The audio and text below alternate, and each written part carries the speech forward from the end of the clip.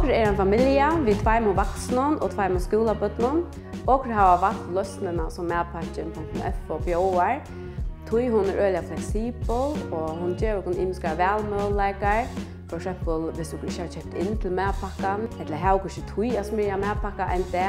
Og eisene, hvis Boas han ikke akkurat lekkert i medpakken, ja, men på skjerlåt, så medpakken eisene en god løs.